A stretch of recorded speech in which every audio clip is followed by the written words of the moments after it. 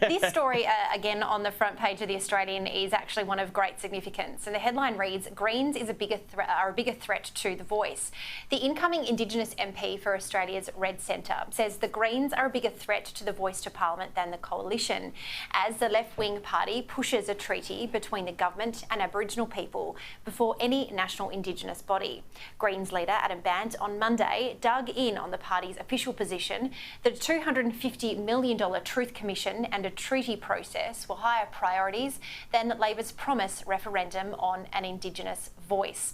I believe that The Australian have spoken to incoming Senator Jacinta Price, who has been on Sky for the past couple of days talking about this, Caro. And again, I think Labor probably want to make sure that any voice, sure, there's some symbolism there, but it wants to be a voice that actually has some significance and makes the lives of Indigenous Australians better.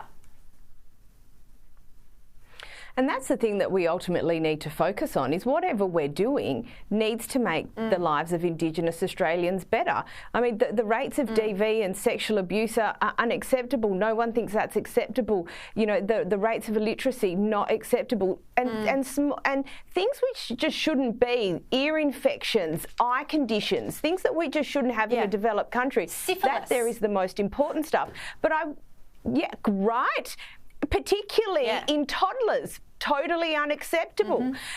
But what I wonder if it will happen here, like it happened under the Rudd-Gillard-Rudd government, is this going to be the emissions trading scheme all over again, where, you know, Labor Party trying to make a certain progress and the Greens end up just throwing the whole thing, you know, the baby out with the bathwater, so to speak, because they want something more or they want something different, and then we end up with not what anyone was looking at in the first place. So, you know, query whether that sort of thing happens again.